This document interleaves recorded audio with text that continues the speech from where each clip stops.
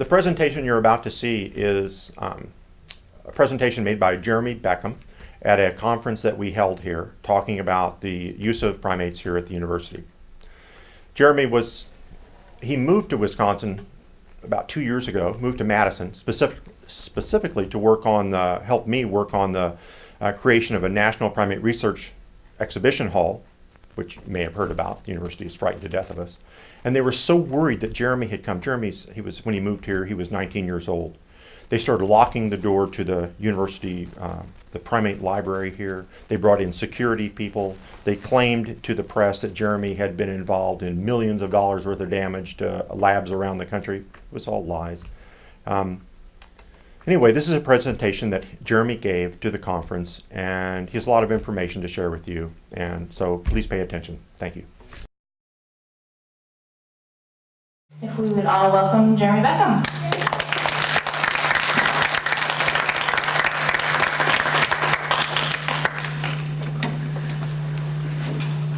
Okay, I think maybe I should just start by just giving a little bit more background information as to how I got started in this issue. Well, my name is Jeremy Beckham. I'm a 19-year-old sophomore at the University of Utah. I'm a chemistry major there. And I actually mostly started to get involved in the issue of primate experimentation by stumbling across the Primate Freedom Project website and giving him a phone call. And afterwards I spoke with Rick, who's actually in the audience. He's the fellow with the beard there. And he gave me a few books to recommend reading. And one of the books that he recommended, I have right here, it's called Next of Kin.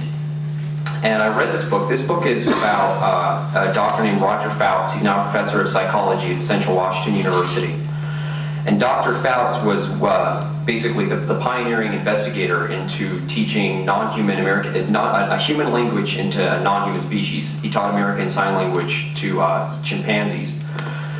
And I read this book, and this book is about 90% of the book is just talking about their minds and the stories of teaching Washoe, which was the first chimpanzee to learn a human language, teaching her sign language and her behavior, and then also what they found was that even Washoe passed it on to Lulis and a bunch of other chimpanzees without humans teaching it. So not only can chimpanzees be taught a human language by a human, they can even pass it on later on.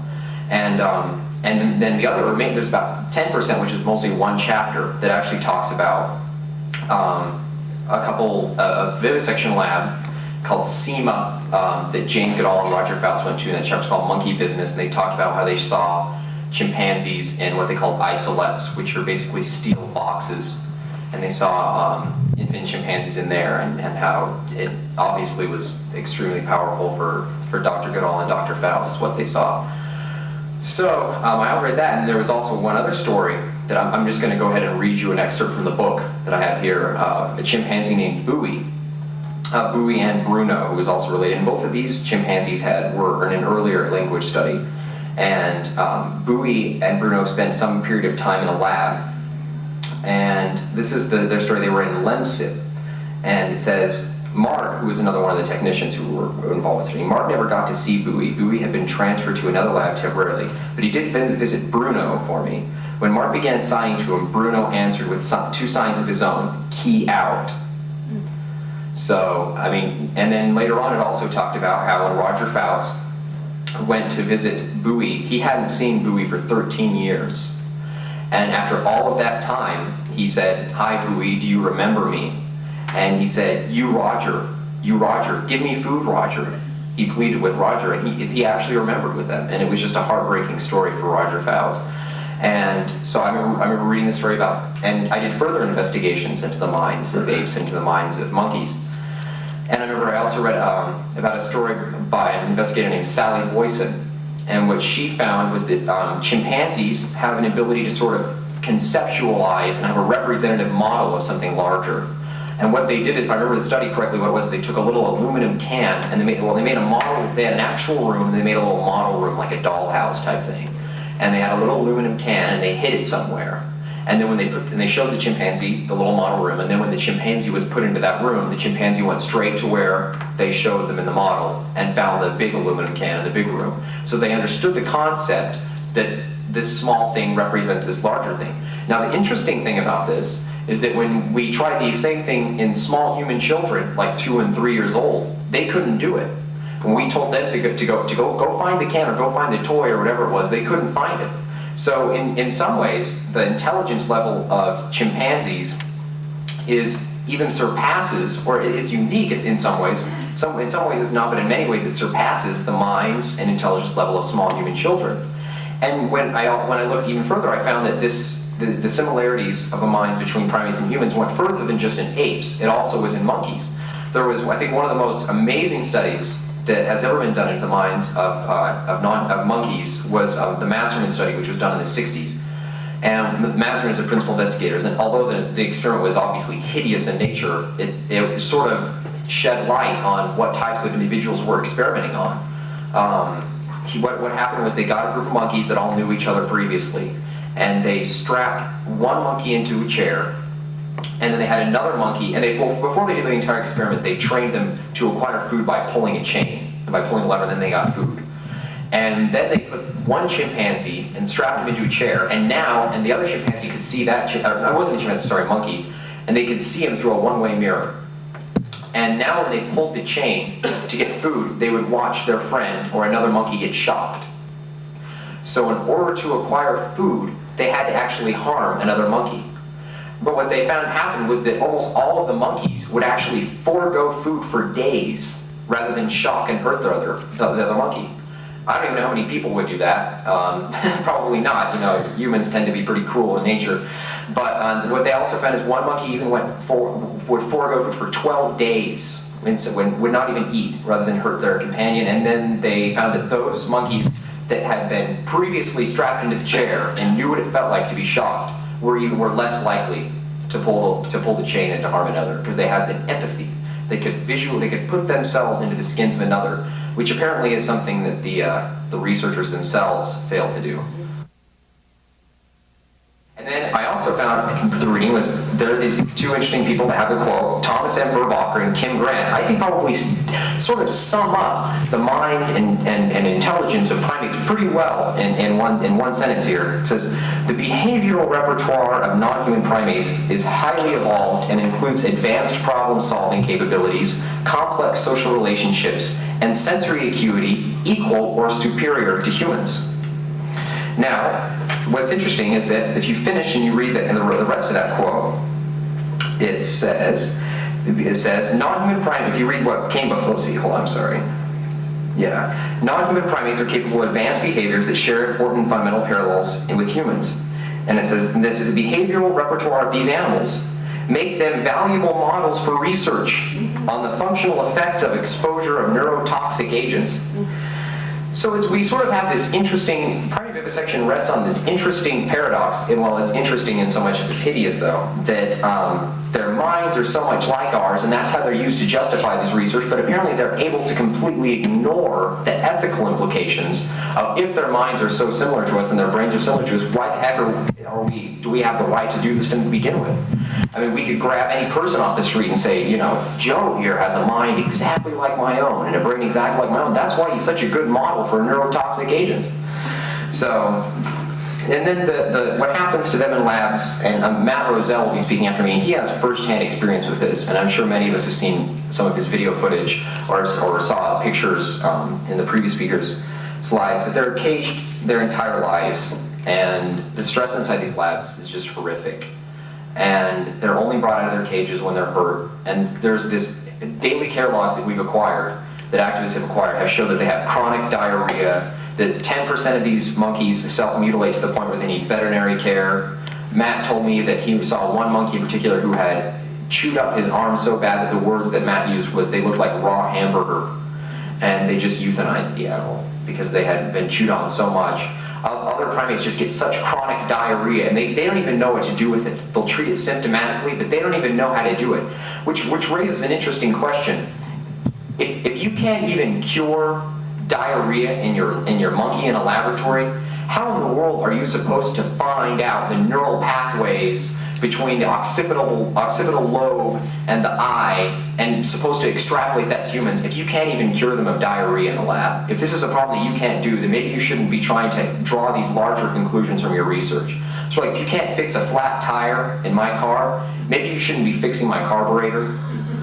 But, and the self-mutilation is just hideous, and the examples of the experiments, I mean, you know, there's so many hideous examples that, I mean, we could have an entire conference on hideous examples of primate vivisection in America, but I'm just going to give you a few of, I'm traveling to the National Primate Research Centers, as previous people have said, and I'm going to try and give a few examples from those. Judy Cameron is doing some research at the Oregon National Primate Research Center, and a few years ago when Matt worked there, I believe it was when she was doing this, she wanted to frighten monkeys and then measure their heart rates. And supposedly this was to find out if children have a genetic predisposition to being shy.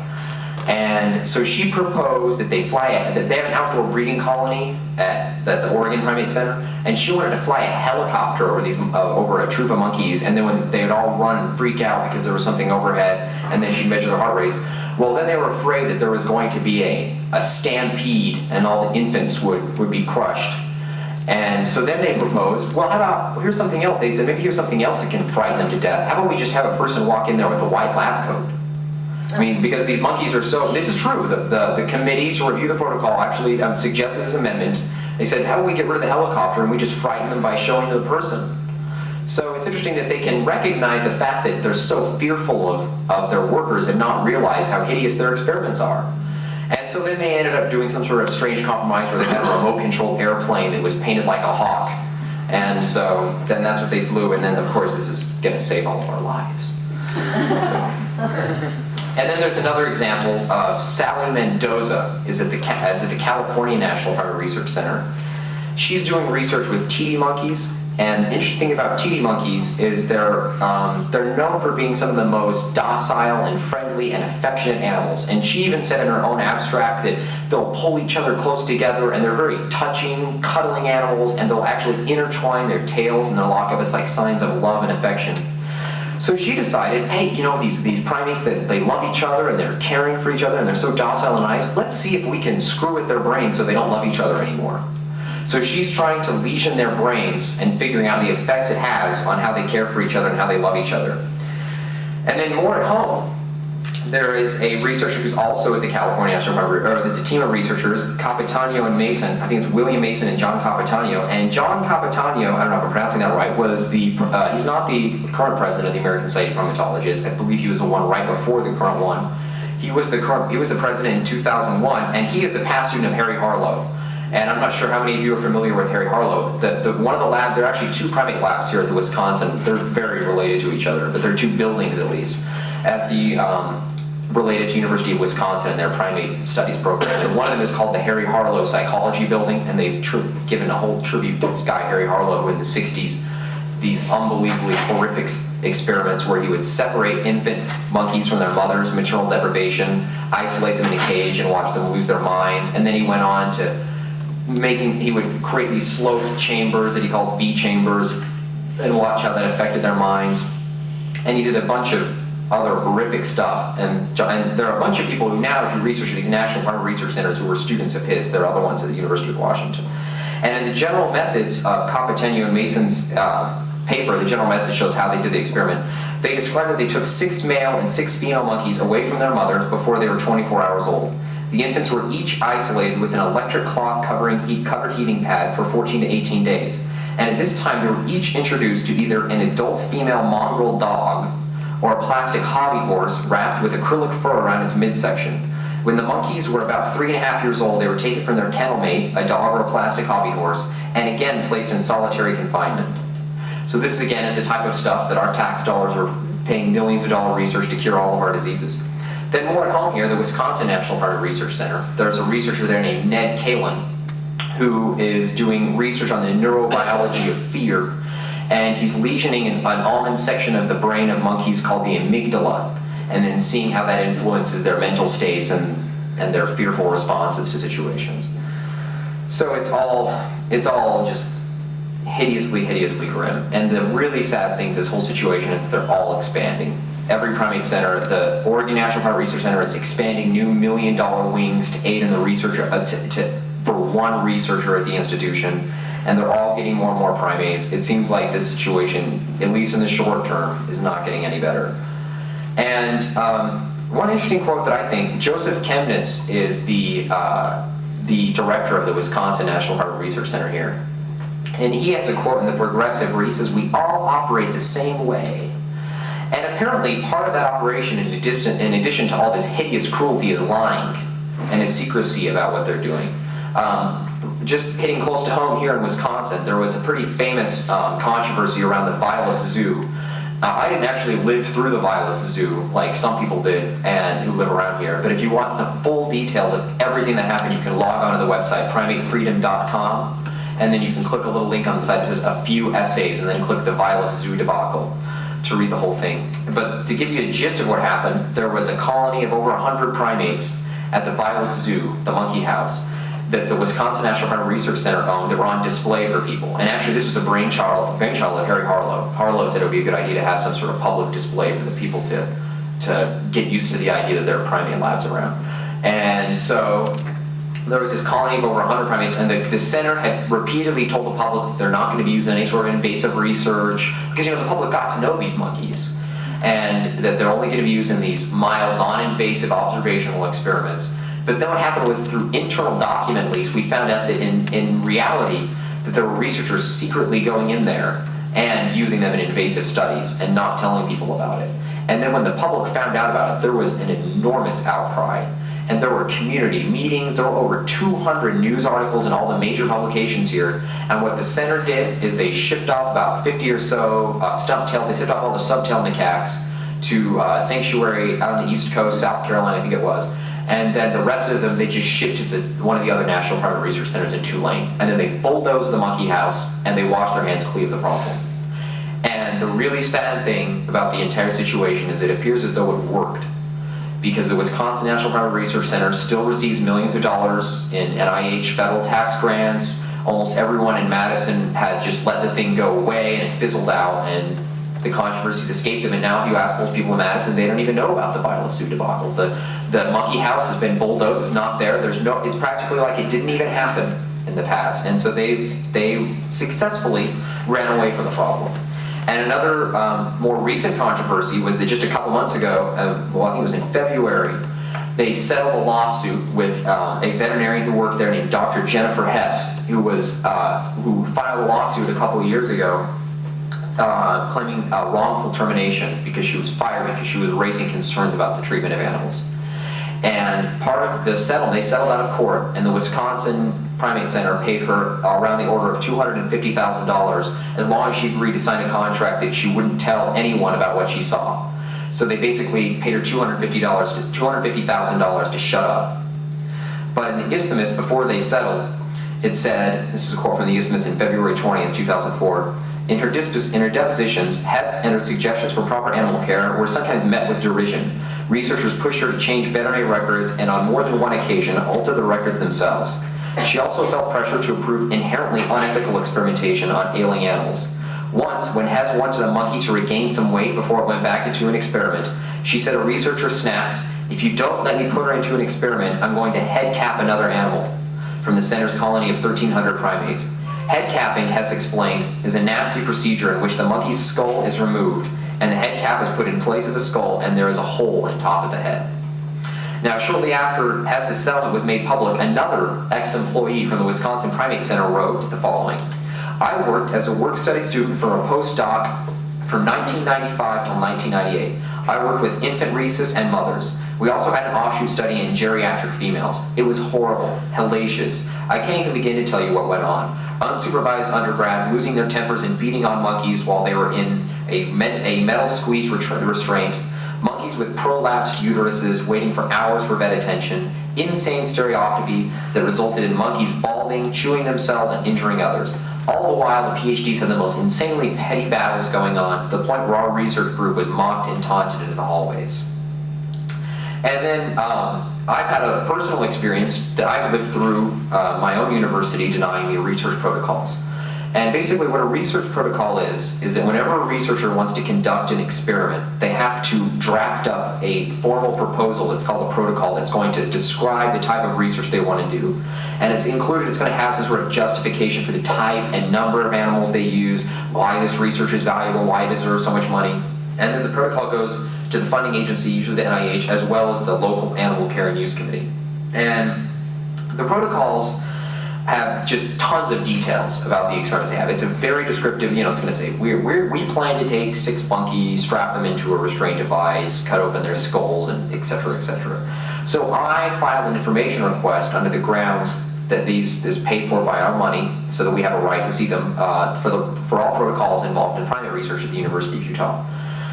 And I was sent a denial letter saying that for 2 reasons they couldn't give them to me. One was security issues because of animal rights terrorists or extremists or whatever they call them. And the other reason was for proprietary information. Now, both of these reasons are nonsense. The University of California, San Francisco has given up protocols, has given up every single protocol that happened. They've given cases of protocols to other animal rights groups. Columbia University has given protocols. Tons of institutions have given up protocols. But this appears to be now a strategy to deny protocols for this reason of proprietary information that's starting to spread. Because in the Isthmus article, apparently now Chemnitz and the Wisconsin Center is now using the same strategy the University of Utah is and calling it proprietary information. So I had to appeal it to a state records committee, and they saw through all this nonsense. And that's one thing that does sort of give me hope as to breaking through their lies and secrecy, is that they're really not that smart, because the arguments were just such crap. And I was able, I actually argued against the director of the Animal Resource Center in front of the State Records Committee, the director of the Animal Resource Center, the chairman of the Animal Care and Use Committee, and the University of Utah's attorney. And it was a piece of cake. There was nothing to it, because their arguments just fell apart once they were under any sort of scrutiny.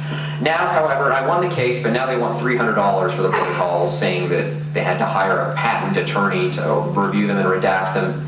All this nonsense. So I have to go back to court again September 16th in front of the exact same group of people to try and get the protocol. So I actually still haven't gotten them, but we'll see how that goes. And another thing, just to show how secret they are, is the industry successfully litigated to get all the animal care reports taken offline. But the interesting thing about this is actually we can still get them if we file a written Freedom of Information Act request and we send it to NIH. We can still get these, or to the USDA, we can still get the animal care reports, but the only thing that this litigation did was it just made it harder. So it's just strange to me that our government has taken this position that yes, the citizens have a right to view these documents, but it just has to be a pain in the ass for them to get to them. So they just made it inconvenient.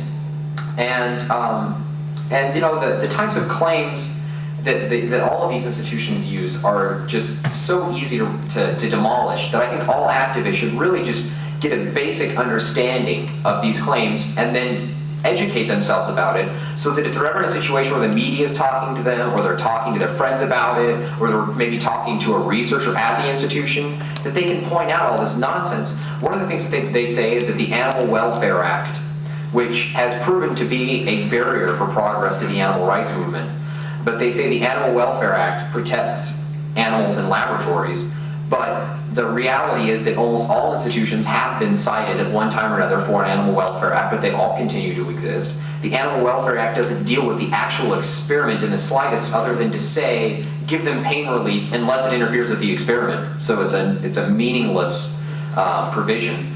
So there's no such thing as an illegal experiment. The only thing it affects is how often they're fed. The cage size has to be the size of 5 feet by 5 feet, because that protects their welfare or any of this nonsense. So it's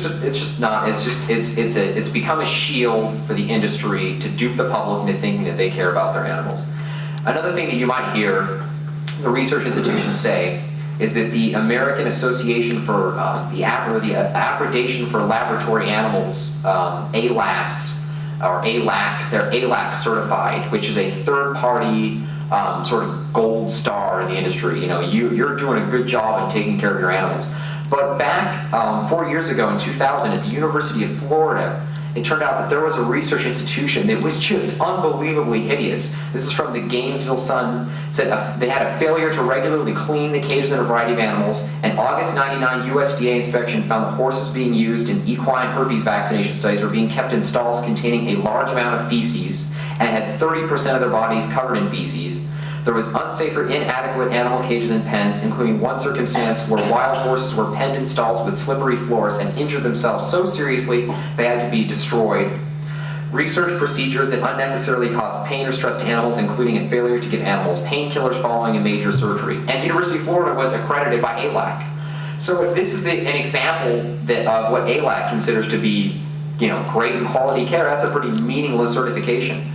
And then one more study I want to talk about, in some of the previous talks there's talked about this, the IACUC, which is the Institutional Animal Care and Use Committee. One provision of the Animal Welfare Act is that every institution that conducts NIH-funded research on animals has to have an Animal Care and Use Committee that has a veterinarian and has one member from the public, and then it can be comprised of whatever you want.